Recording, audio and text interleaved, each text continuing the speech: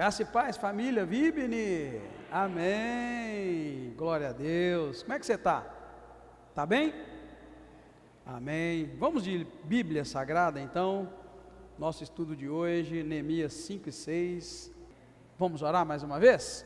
Obrigado, Deus, te bendizemos, te louvamos, te exaltamos pelo dia abençoado. Obrigado, Senhor, que o Senhor esteja conosco nessa hora, para nos ajudar a meditar na Tua Palavra, e arrancar dela lições para a nossa vida espiritual. Espírito Santo de Deus, o Senhor é o único que pode fazer com que este estudo seja diferente para nós, e nos ajudar a melhorar. Queremos aperfeiçoar nossa caminhada com o Senhor. Obrigado mais uma vez, nós te damos toda a honra, toda a glória, todo o louvor e toda a ação de graças, em nome do Senhor Jesus Cristo, amém. Pode sentar, queridos, queridas. Nós nos deparamos neste capítulo 5, irmãos, com mais um problema, além, dos problemas que nós já estudamos, problemas que nós podemos dizer que são conhecidos de Judá, agora na reconstrução da cidade de Jerusalém. O que acontece? Nesse capítulo 5 não está ali o relato de perseguição nenhuma do inimigo, Sambalate e Tobias deram um tempinho, para Neemias, só que agora nós vamos encontrar aqui uma crise que se agrava por causa da fome que o povo vivia. O povo está vivendo uma fome terrível, e além dessa questão registrada aqui da falta de alimento, Ageu, que nós sabemos muito bem, que ele profetiza, nesse tempo da reconstrução, Esdras 5, por exemplo, que nós já lemos, já estudamos, mostra lá que o profeta Ageu e o profeta Zacarias, filho de Ido, profetizaram a judeus, animando eles a reconstruírem os muros e a cidade. Obrigado, irmão Anderson. Então, o que vai acontecer? O próprio Ageu, lá na frente, no capítulo 1, se os irmãos quiserem abrir, bem no finalzinho, Ageu é o terceiro livro, para encerrar a Bíblia, Zacarias e Malaquias, e aí fecha. Se os irmãos abrirem lá, os irmãos vão ver, logo no capítulo 1, nós temos um registro, irmãos, desta fome, ou dessa seca, vamos dizer assim, que aconteceu. E na verdade, o mais incrível, irmãos, é que uma das lições que nós vamos tirar desse estudo de hoje, é com relação ao sofrimento, à luta, e nesse caso aqui, a fome, a perseguição, é que a gente tem que tomar muito cuidado. Certas coisas vêm de Deus para nós, certas coisas vêm de Deus para nós, porque Deus também traz o mal, ou aquilo que é ruim sobre um povo, irmãos. A gente tem que entender, você tem que ter sabedoria, porque senão é lutar contra Deus. Deus mandou o Egito, o povo de Israel, para ir para o Egito. Chegaram lá com a moral toda, porque José tinha discernido o sonho de Faraó. José era governador, José era o vice-faraó, na verdade. Então ele chegou ali, Israel chegou com a bola toda, melhor da terra, alimento, tudo. Na época de fome lá em Canaã, Israel viveu bem. Mas passado o tempo de José, irmãos, começou a escravidão, e o povo sofreu durante mais de 400 anos, irmãos, escravo. Tudo aquilo era propósito de Deus. Então, vamos ser sinceros, como fugir do propósito de Deus, irmãos? Mesmo para Israel, que era uma nação escolhida. Você já parou para pensar nisso? Dá para fugir, irmão, do propósito de Deus? Essa é uma questão que eu vou levantar no finalzinho do estudo, para os irmãos amadurecerem na fé. É preciso amadurecer na fé e entender, ninguém manda em Deus, ninguém convence Deus de fazer diferente, irmãos. Se Ele quiser amaldiçoar, vai amaldiçoar. Se Ele quiser curar, Ele vai curar. Só Ele pode, e esse entendimento é maturidade. Por isso que os cultos de estudo da Bíblia deveriam encher mais do que os cultos de campanha de oração. Por quê? Porque conhecer Deus é muito mais importante do que insistir diante dele pedindo alguma coisa. Se ele cismar que não vai dar, ele não vai dar, e não tem como convencê-lo. Então a gente é feliz quando a gente não murmura de Deus, quando a gente não reclama, e a gente entende o tempo e o modo que Deus está agindo. Tempo, é esse o tempo de Deus agir, e o modo que Ele está agindo, e a gente abaixa a guarda, e vai ser feliz, amém, queridos? Entendeu, irmãos? A gente baixa a guarda, a gente não fica ansioso, e vai ser feliz. Por quê?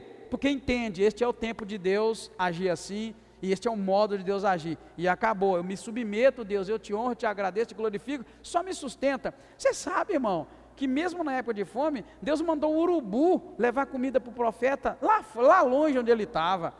Amém, igreja? Então Deus vai sustentar o seu povo e a sua igreja, porém, é preciso entender que a mão de Deus é poderosa, tanto para nos dar coisas boas, quanto também para reter as coisas boas, quando é o propósito dele. Então, só para mostrar para os irmãos que essa fome que está registrada aqui no capítulo 5 de Neemias, ela tem um registro em Ageu, mas porém de um ato, de uma profecia, para mostrar de onde vem. Ageu, né, o chamado à reconstrução. Ageu capítulo 1, nós vamos ler só do 9 para baixo, né, para a gente poder entender, mas vale você ler também o versículo 1, só para você entender da parte de quem que Ageu está fazendo. Ó, Ageu 1, versículo 1 diz assim, olha, no segundo do ano do rei Dario, no 6º mês, no primeiro dia do mês, olha bem, veio a palavra do Senhor por meio do profeta Ageu a Zorobabel.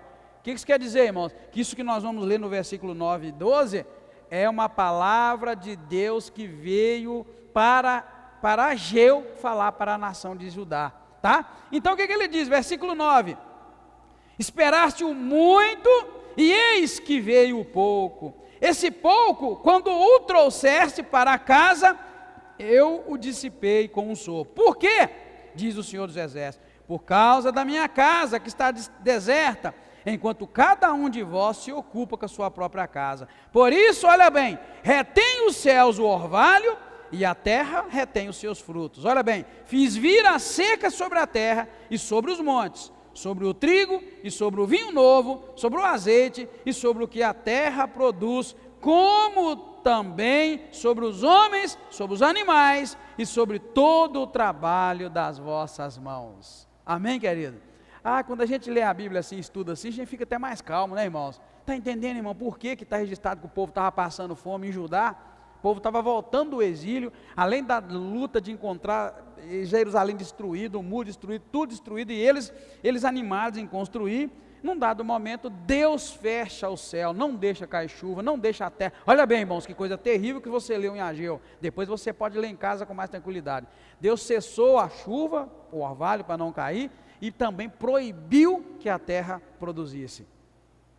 Eu até arrepio aqui, irmãos. Tem gente que só arrepia quando a coisa é boa, né? Pois eu arrepio quando eu vejo Deus agindo mesmo dessa forma. Irmão, Ageu profetizou dizendo que Deus reteve o orvalho, reteve a chuva, não deixou a planta molhar e a terra molhar, e proibiu a terra de produzir. Para onde você ia correr? Me diga, para onde você vai se Deus fizer isso? Não tem, irmãos, como fugir. É isso que eu oro para que nossa nação não viva, para que Deus não deixe isso acontecer.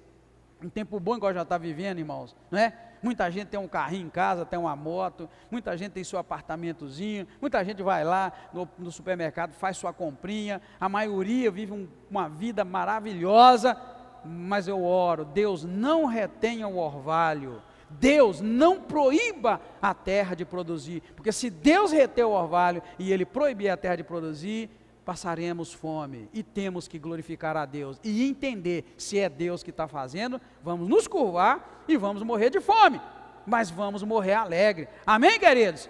Você está entendendo, irmão? Se você pensava que você convence Deus e muda a Deus, você está enganado. A única coisa que acontece, e que é bíblico, é que quando um povo se humilha, de fato, torna o coração para Deus, Deus muda, Deus retira a própria palavra que Ele diz, porque isso aqui é só um tempo. Ele proibiu o orvalho, proibiu a terra de produzir só um tempo, depois ele volta e dá ordem para que a terra produza. Então, Deus, irmãos, faz esse movimento de dar abundância, de reter a abundância, de dar a coisa e reter. Por que Ele faz isso? Em função do pecado de um povo. Deus nunca, irmãos, retém o orvalho, Deus nunca retém o poder da terra de produzir para um povo que lhe serve com coração sincero, mas para uma nação pecadora, Ele retém. Ainda que tenha lá justos, homens e mulheres que servem a Deus, a nação sofre, o povo sofre. Amém, queridos? Isso é muito bom. Então, só coloquei aquele texto de Ageu, para você entender que nesse capítulo 5 de Neemias, a terra agora está sofrendo, Judá está sofrendo com a fome, e esta fome tem sua raiz, porque Deus disse para não produzir, tá? E aí, por essa questão da fome, vai surgindo outros problemas, entre eles a maldade, de que agora Israel, Judá, já não está sofrendo na mão dos babilônios, está sofrendo na mão dos próprios irmãos que estão emprestando dinheiro a juro, emprestando vinho, emprestando trigo e cobrando deles juros. Eles estavam escravizando os próprios irmãos. E quem sabe, quem já leu a Bíblia conosco e já leu a Bíblia toda sabe, Deus proibiu Israel de escravizar os seus irmãos. Eles não podiam escravizar os seus irmãos, podiam escravizar os de fora, os da terra, os de outras nações, mas seus irmãos eles nunca podiam escravizar. Por isso Deus criou várias leis proibindo. Porém aqui, irmãos, nós vimos aqui em vários momentos, nesse capítulo 5, que eles estavam escravizando os irmãos, prestando dinheiro a juro.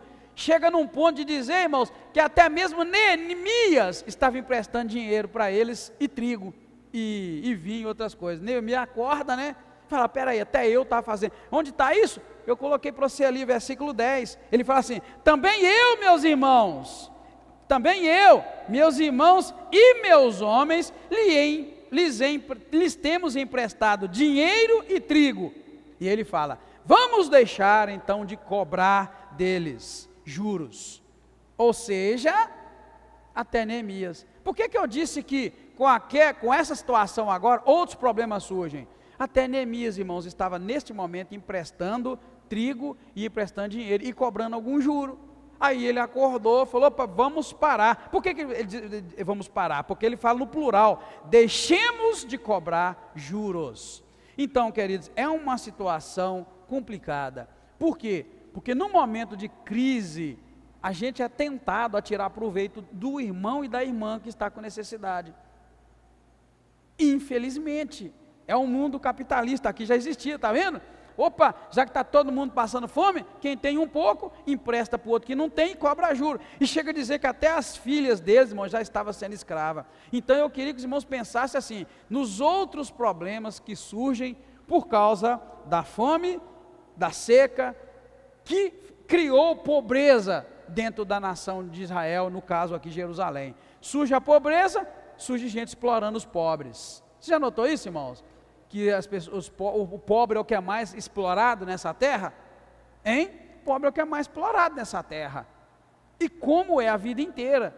Por isso que a gente tem que orar a Deus, para que o Senhor Deus seja o nosso sustento. Porque eles amam a pobreza, porque o pobre, ele é explorado. Sabia?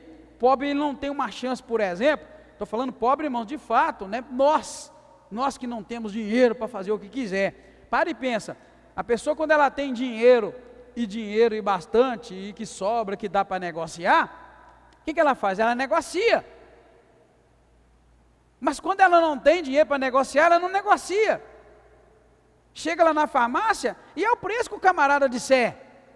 Se o remédio custa 5, ele falar que é 50, ou você compra ele por 50, ou então vai morrer, está entendendo? Agora, quando ele tem dinheiro, ele fala que é 50, não, rapaz, você podia dar uma ajuda aí, baixar um pouco, tal. Aí ele tem o dinheiro, ele vai, negocia e compra. Você está notando que eu estou pondo para você como é que a coisa funciona? Por isso que eles amam a pobreza, eles amam que exista pobre, tem que ter mais pobre mesmo e tal, e tem que piorar a nação, porque piorando a nação, você não tem poder de negociar nada, absolutamente nada. E assim se cria uma situação como nós estamos vendo aqui. O povo clamou, diz o versículo 1, ora, os homens e as suas mulheres levantavam um grande clamor contra os judeus, seus irmãos, e alguns diziam, nós, nossos filhos e nossas filhas, somos muitos, dá-nos trigo para que nós vamos viver e não morrer. Eles estão empenhando as nossas terras, as nossas vinhas e as nossas casas para nós conseguirmos trigo durante a fome. Empenhando, irmãos, é de colocar em penhor, tá? É de colocar aquilo como garantia para poder ter comida para comer. Então, é uma situação que agrava, porque os próprios irmãos começam a explorar, e isso Deus havia proibido na lei. E isso a gente vê até nos dias de hoje. E não pensa, irmãos, por favor, tá? Não seja bobo e não seja tolo. Não pensa que os nossos governantes estão lá para nos ajudar, não. Eles estão lá para fazer o bem para eles e não para nós. Nação brasileira, aprenda. Se nós pensarmos que algum político vai nos salvar, não, eles estão lá por causa deles. A prova que eles estavam desses, vocês viram aí, nessa eleição. Bolsonaro entrou no avião, vazou fora, deixou o circo pegar fogo. E o povo ficou lá feito bobo na beirada dos como é que chama lá? Do batalhão. Um punhado foi preso, gente morreu e ele, bom, numa boa lá. Acorda, galera, acorda, nação brasileira. Quem vai nos libertar é Deus. Se você confia no homem, acaba com isso. E foi derrota em cima de derrota, irmãos. Foi derrota em cima de derrota. Agora teve 2 derrotas para arrebentar lá no, como é que chama? Senado, na Câmara, bamborreado, só derrota. Porque o povo está confiando que um homem vai nos salvar. Um homem não vai nos salvar, irmãos. Aprenda, estão lá para defender o salário deles, e alto. Está aqui na Bíblia, irmão, nós acabamos de ver. Você pode estar pensando, não, o pastor está bravo, está nervoso. Não, irmão, estou te mostrando aqui. Enquanto o povo passava fome, quem tinha, desceu o pau, começou a emprestar juro. E até escravizar o próprio parente. Então eu te dou uma dica, não pensa que um homem vai nos salvar, tá? Então voltando para dentro da nação brasileira, nós não precisamos de ninguém no Senado, não precisamos de ninguém na presidência, pelo menos o Deus que eu estou vendo na Bíblia aqui, precisa de homem e de mulher que tem fé, que ora, que busca, ele confunde o inimigo, irmãos, eles começam a dar tiro no pé lá, e a coisa é beneficiada, e Deus muda a situação, amém, queridos? Amém? Confiamos muito nos homens durante o ano de 2022, e temos que aprender a lição. Tudo bem, tiramos aí só para te dar um alerta, para você entender por que eles amam tanto a falta de comida, a pobreza, a necessidade. Porque tendo a necessidade básica, como nós vimos aqui, eles vão escravizar os seus irmãos, vão nos manter, até a linguagem, vou até usar a linguagem dele, vai nos oferecer picanha, e nós vamos ficar tranquilos, só isso que nós precisamos, né? Nós precisamos só de picanha, da picanha que nós vota no você. Brincadeira. E cadê a picanha? Sim, mano, tem. E tem muito crente dentro das igrejas que acreditou. Eu não diria que os crentes acreditaram, irmãos, eu não diria que os crentes acreditaram exatamente na picanha. Mas acreditamos também que o outro ia nos salvar. Talvez nós não acreditamos no outro que prometeu picanha, mas nós acreditamos que o de cá ia fazer. É isso que eu venho trazer. Não vamos seguir nessa pegada, como se diz, que vai dar errado. Nós vamos seguir quebrando a cara. Esquece disso, passou, agora é Deus, vamos confiar em Deus.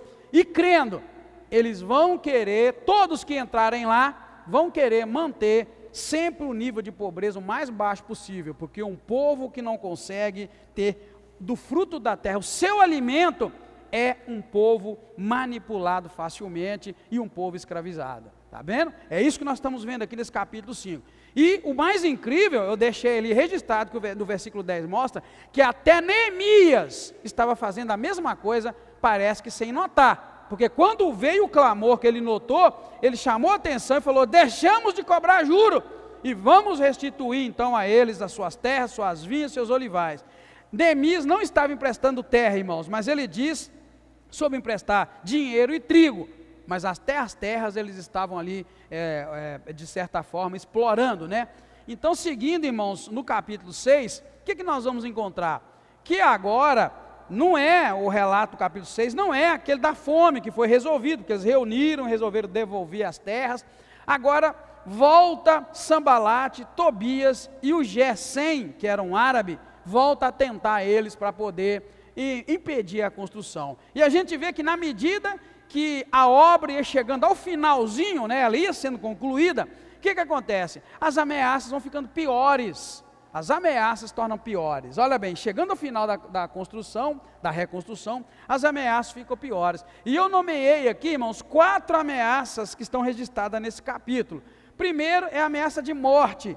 Eles criaram um plano para fazer mal para Sambalate, que a letra lá, ó, que a palavra aqui, que a palavra lá na Bíblia original, é de fato tentar contra a vida de Neemias. O versículo 2 vai dizer assim, Sambalate e Gesem mandaram dizer-me, vem, encontremo-nos numa das aldeias da planície de Ono. Olha bem, porém, planejavam fazer-me mal. Então, olha bem, um plano para fazer mal, para destruir.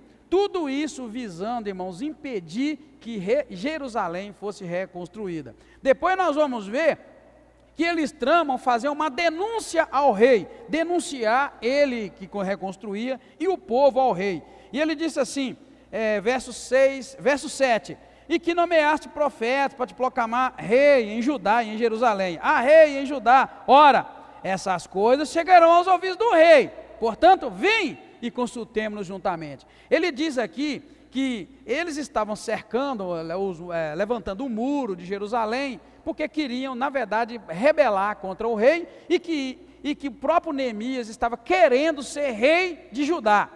Então, Neemias diz que ele estava tirando aquilo da própria cabeça, estava inventando uma mentira, mas, ao mesmo tempo, a gente vê que o argumento deles é que eles iam levar esse assunto de que Neemias queria se tornar rei, né, levantando contra o rei. Ele queria se tornar rei, então ia levar o assunto para o rei, para que fosse como se fosse uma rebelião. Porém, o que aconteceu? Neemias ficou firme, não deu ouvido, seguiu com a sua obra. Depois nós vamos encontrar, irmãos, uma falsa profecia. É incrível como o diabo tenta contra a vida daquela pessoa que quer servir a Deus. Olha bem, certo, versículo 10, certo dia fui à casa de Semaías, filho de Delaías, filho de Melatiel, que estava encerrado. Ele me disse: encontremos-nos na casa de Deus, dentro do templo, as portas fechadas, porque virou matar-te esta noite. Essa era a profecia. Vamos nos encontrar na casa de Deus, com a porta fechada essa noite, porque eles vão te matar. Aí o verso 11, eu porém disse, um homem como eu fugiria, e quem há como eu que entre no templo para salvar a vida? De maneira nenhuma entrarei. Verso 12, então percebi que não era Deus quem o enviara, mas que ele estava profetizando contra mim, porque Tobias e Sambalate o havia subornado. O camarada veio profetizar, chamando Neemias para correr e se refugiar dentro do templo com a porta fechada. Olha bem, ninguém vai ver, vem, vamos para dentro do templo esconder porque eles vão te matar.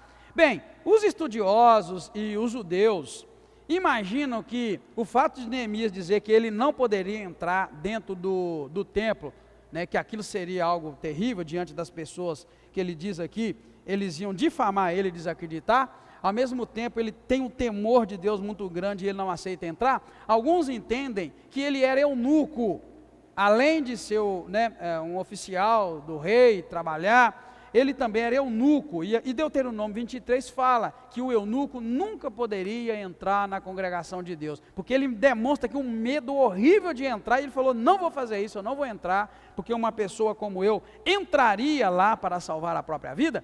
Mas aí a gente vê, né, que o temor de Deus consegue livrar ele, mais uma vez, discernimento, ele teve discernimento para dizer, então percebi que não era Deus quem o enviara.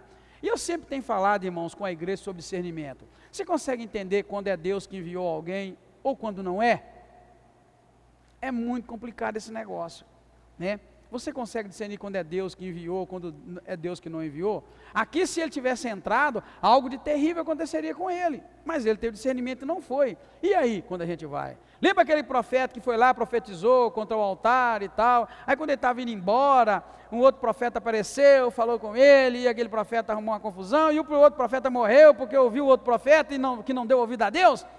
Eu gosto desses textos, porque mostra para a gente o quanto é importante a gente ter discernimento, e o quanto é importante a gente começar a tampar os ouvidos para os profetinhas de plantão, que começam a falar coisas com a gente, porque se você não tiver discernimento, você pode cair.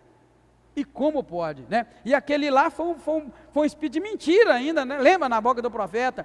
E o mais incrível, que era um profeta de Deus, todos dois eram profetas de Deus, e todos dois falaram da parte de Deus,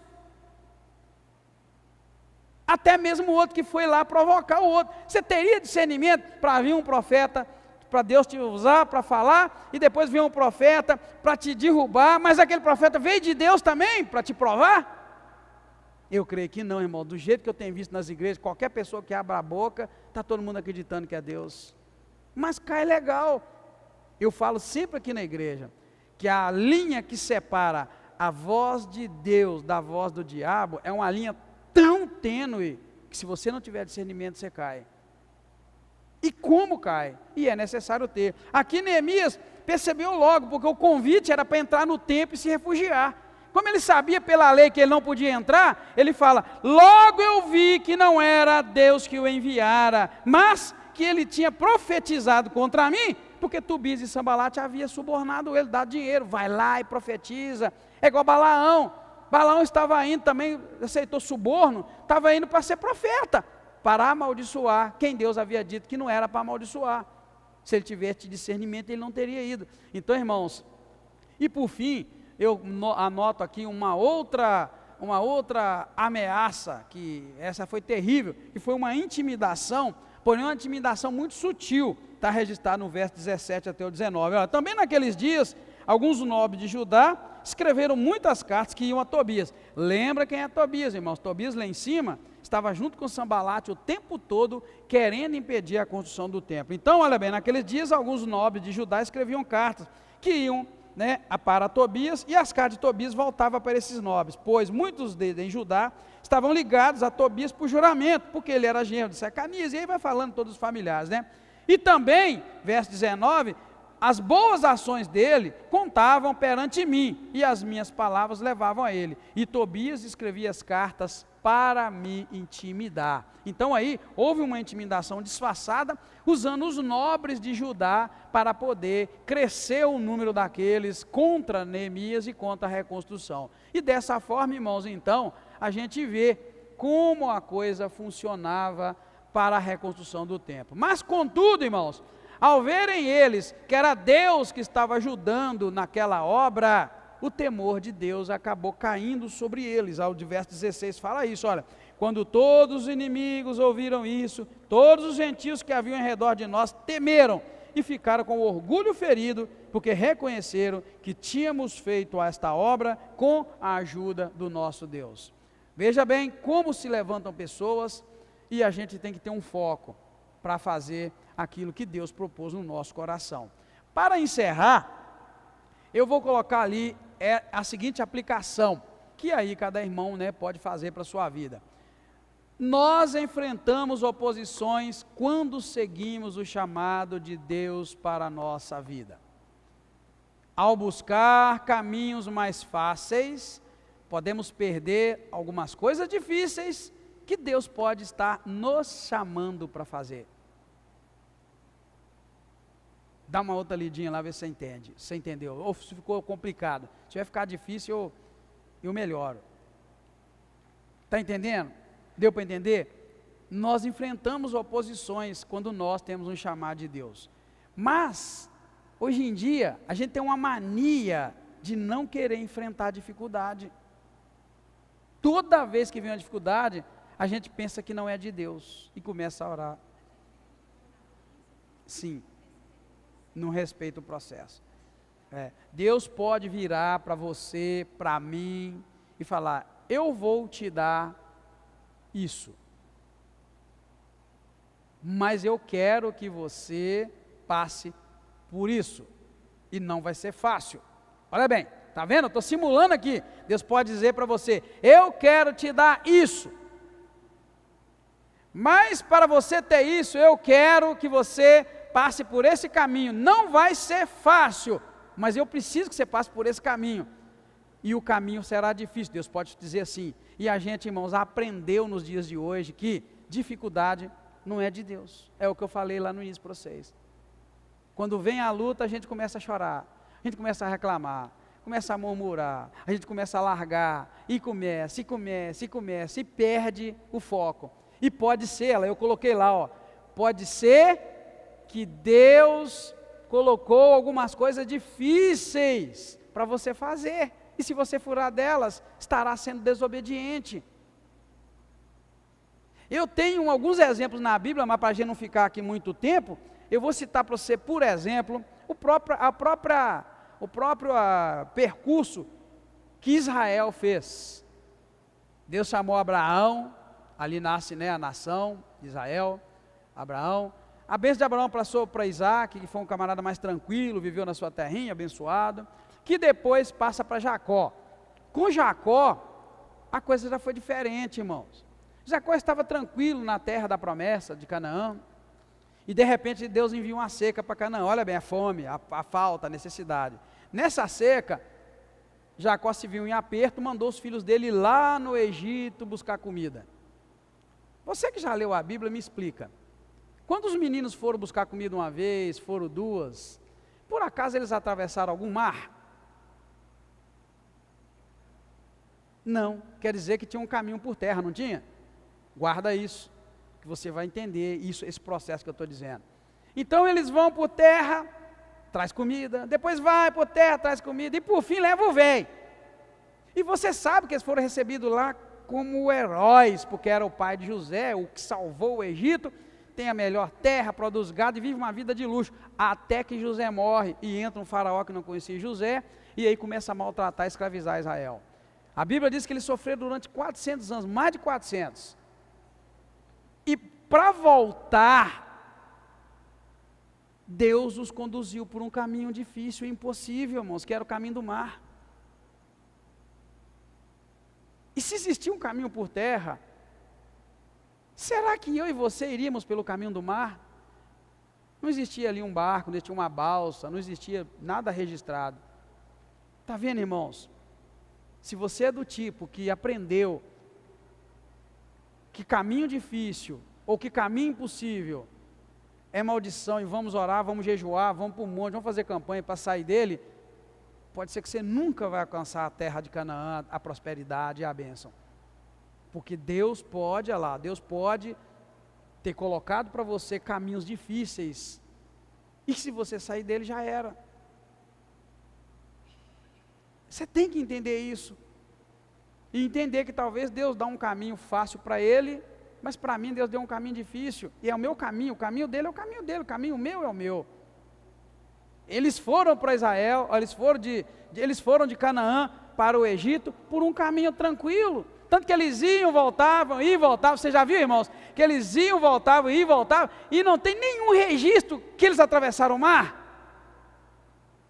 Talvez você nunca tenha notado isso, mas depois Deus mandou pelo mar, e ao invés de mandar uma pessoa só, agora é uma multidão, porque Israel cresceu, e Deus manda eles pelo mar. Então, irmão, guarda isso no teu coração, aplica isso para a situação atual do Brasil, política, descansa em Deus. Se é esse o caminho que Deus pôs para a igreja, vamos caminhar ele com honra, amém? Amém, igreja? Vamos caminhar com honra, deixa de lado, nós fizemos o que devia fazer, nós oramos, nós votamos, nós confiamos, nós acreditamos até o último segundo, você lembra? A gente acreditava, vai acontecer algo, Deus vai fazer, vai ser hoje, vai ser dentro das próximas 42 horas, tinha um tal de 9 horas, 42 horas, você lembra? E a gente estava agarrado, acreditando, irmão, vamos descansar em Deus, vamos só cantar louvores, vamos adorar a Deus, já passou, já era, acalma o teu coração, e vamos confiar em Deus, porque se Deus escolheu para nós esse caminho, é nesse caminho que Deus colocará os seus anjos para nos levar, nos conduzir em vitória.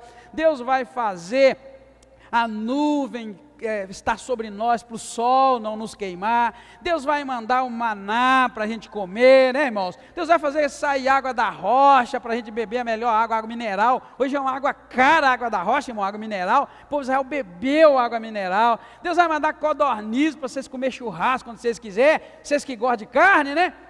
Eu estou completando a 3ª semana sem comer carne. Aleluia, glória a Deus. Amém, querido?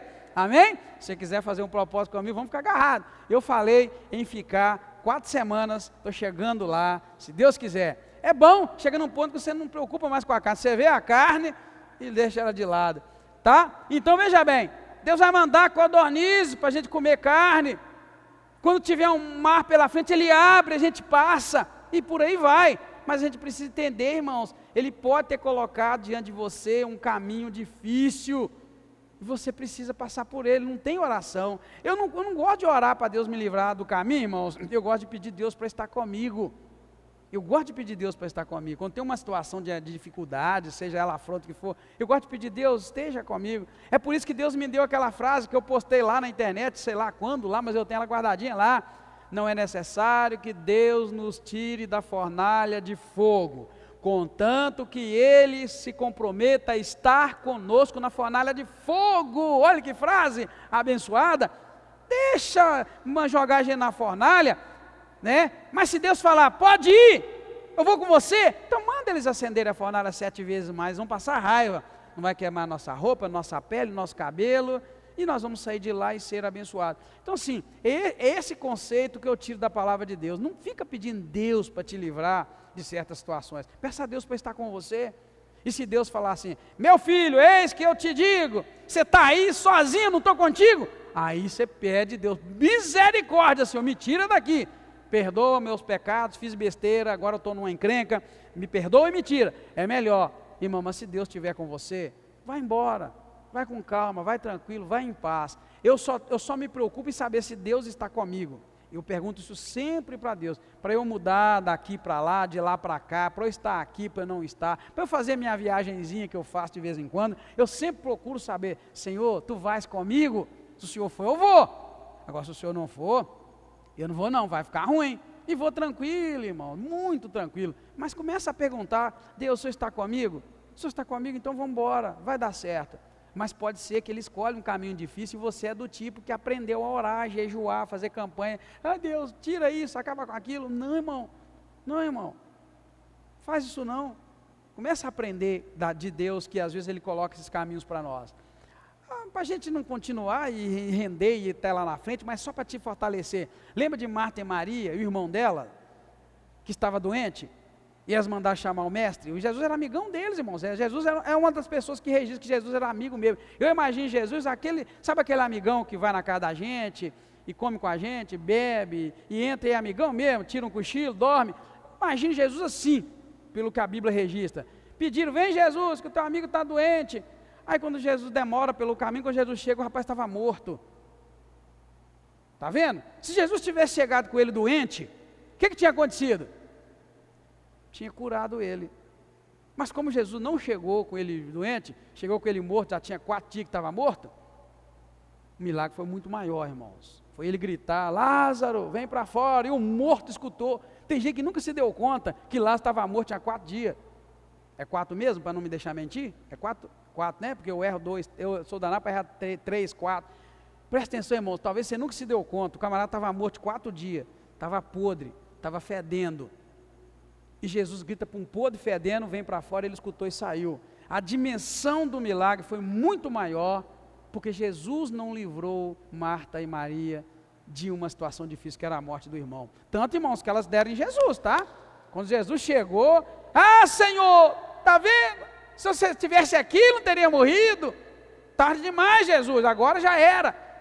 Jesus se comoveu quando viu todo mundo chorando e viu o amigo dele ali, e o milagre foi maior. Então, queridos, guarda isso no teu coração, talvez sirva para você te ajudar na caminhada, entender que a adversidade, que a luta, o sofrimento, pode ser o caminho que Deus escolheu para você. Então, passe por ele com honra. Eu digo assim, passar com a dificuldade de cabeça levantada, irmãos, olhando para Deus com honra. Sabe esse negócio deles olharem para a gente, lá, o papo coitado, está sofrendo, lá Deus está massagando ele. Não, passa com honra, né? Nunca seremos como Jó. Em nome de Jesus, nunca de nós vai ser como Jó. Mas Jó perdeu os filhos, Jó perdeu os bens materiais, Jó perdeu a saúde e pegou uma doença que era amaldiçoada naquela época, era a lepra, e ele se coçava, cachorro vinha lamber suas feridas. Jó viveu uma desgraça em pessoa. Mas Jó não murmurou e seguiu em frente. Jó amaldiçoou o dia que ele nasceu, mas não reclamou em momento algum que Deus estava errado e naquilo tudo estava acontecendo com ele. Lá na frente a Bíblia vai dizer em Jó 42, que enquanto Jó orava pelos seus amigos, Deus mudou a sorte de Jó e deu a ele 2 vezes mais tudo que ele tinha, né? Eu só espero que Deus não tenha dado a ele 2 vezes mais a mulher que ele tinha, porque aquela mulher, Deus me livre, gente, que a mulher virou para ele, Jó, mesmo assim você ainda continua do jeito que você está, amaldiçoa Deus e morre. Eu costumo dizer, irmão, que a pior coisa que aconteceu com Jó não foi perder os filhos, nem perder a riqueza e nem perder a saúde, é ter do lado dele, num momento daquele desespero, alguém que fala para ele, dá um tiro no ouvido, Jó, porque o que ele disse foi isso, amaldiçoa Deus e morre. Me ajuda, né? Era hora de você chegar perto e abraçar, né? Mesmo que de longe, que estava com lepra, mas era hora de você dar uma palavra de conforto, miserável, você está sofrendo demais, tem dó de você, não, amaldiçoa Deus e morre. Então, que Deus tenha misericórdia de nós, amém, queridos? Mas encare a sua luta e a sua dificuldade pela perspectiva de Deus. Faça a seguinte avaliação: eu estou nessa encrenca, ou estou sofrendo esse problema que eu estou sofrendo, porque eu procurei com as minhas próprias mãos, ou foi Deus que me colocou? Se a resposta for assim, eu procurei com as próprias mãos, então bate o joelho, pede perdão a Deus, confessa teu erro, teu pecado, e Deus vai te perdoar. Agora, se você perguntar, Deus, eu estou nessa situação porque o Senhor me colocou, se você sentir de Deus que você está ali porque é de Deus para a tua vida, então, querido, faça festa, faça churrasco, louva a Deus, glorifica a Deus, mas não anda pelos cantos reclamando e praguejando, porque não vai resolver, vai impedir a bênção de Deus na sua vida, amém? Por isso que de vez em quando eu encontro pastor reclamando, irmãos, está difícil a vida de pastor, está difícil isso, difícil aquilo.